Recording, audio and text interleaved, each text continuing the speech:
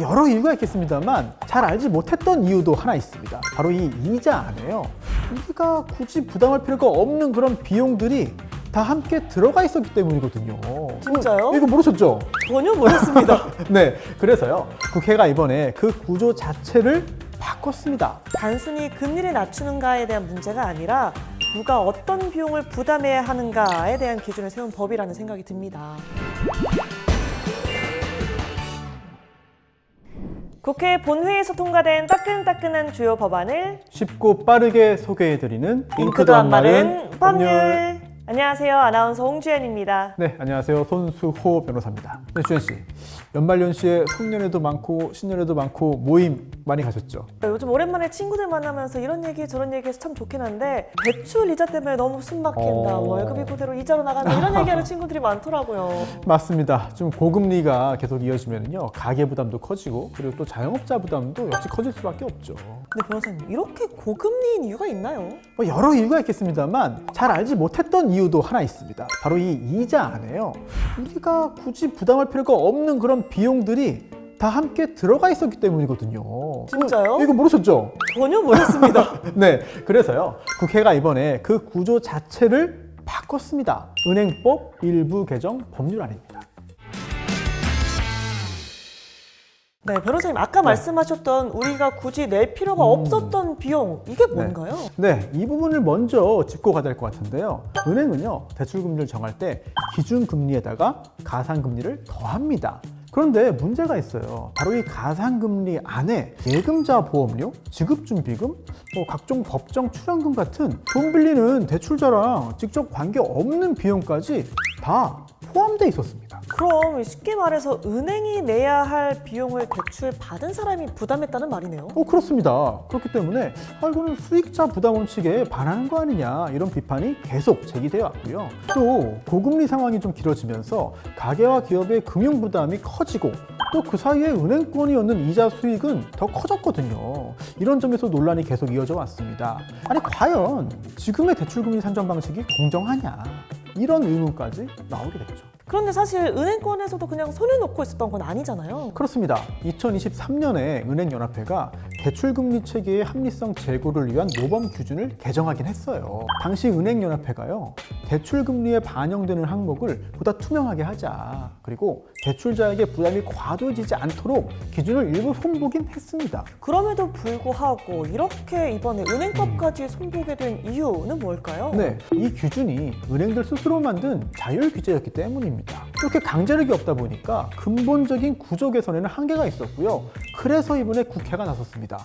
법으로 기준을 명확하게 만든 거죠. 그래서 국회가 직접 발벗고 나선 거군요.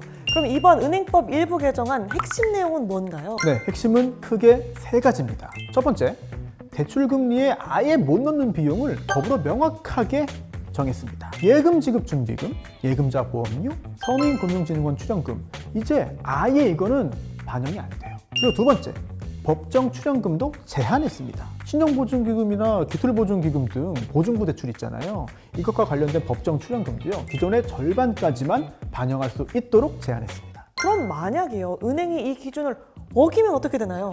이게 굉장히 중요한 세 번째 핵심인데요. 이걸 어기면 이 기준을 위반한 은행 임원들에게 형사처벌이 가해질 수 있습니다. 법정형이 1년 이하 징역 또는 3천만 원 이하 벌금이에요. 그럼 이제 자율 규제가 아니라 법으로 못 박은 거네요. 그게 핵심입니다. 이제 단순한 권고가 아니에요. 법에 의한 의무가 됐습니다. 변호사님, 근데 제가 한 가지 더 궁금한 게 있거든요. 네네. 그러면 은행법 일부 개정안이 시행되면 이 금리 내려간다고 좀 기대해봐도 될까요? 아니, 계속해서 날카로운 질문을 주시고 있는데, 이번 개정안 금리 수준이 아니라 산정 구조를 바꾸는 거잖아요. 그러다 보니까 실제로 금리가 내려갈지 또는 내려간다 하더라도 얼마나 내려갈지 이거는 다를 수 있습니다. 은행별로 다를 수 있고 또 대출 상품별로 다를 수 있기 때문에 이 부분은 확인하셔야 됩니다. 그렇다면 이번 은행법 일부 개정안이 금융소비자들에게 어떤 의미가 있는지 전문가 견해 한번 들어보겠습니다.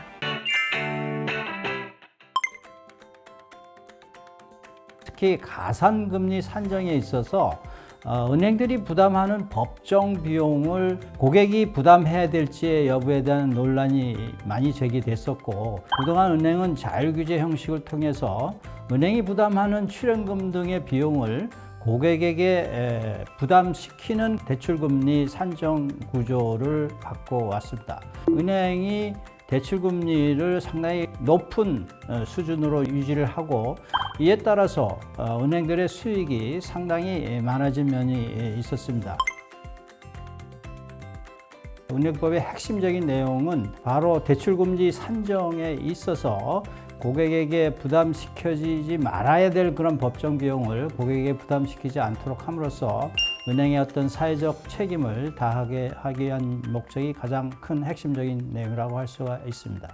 예금보험기금 출연료라든지 서민금융진흥원 출연료에 대한 법정 비용을 고객에게 부담시키지 못하는 그런 이제 명확한 입법 조치가 이루어진 것이 큰 의의가 있다고 하겠습니다. 은행법 개정에 의해서 대출금리 산정에 필요한 그런 기준을 명확히 제시했다는 점에서 향후에 은행들이 대출금리 산정을 할 때 보다 고객의 입장에서 대출금리를 합리적으로 산정할 수 있는 그런 계기 내지 발판을 마련하는 것이 큰 의의가 있지 않나 생각이 됩니다.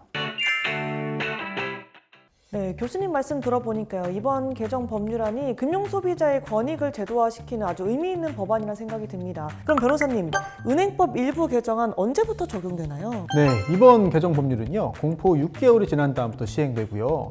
시행된 후에 체결되거나 또는 갱신되는 대출 계약부터 적용될 예정이니까요. 앞으로의 대출 조건에 영향을 주게 되겠습니다.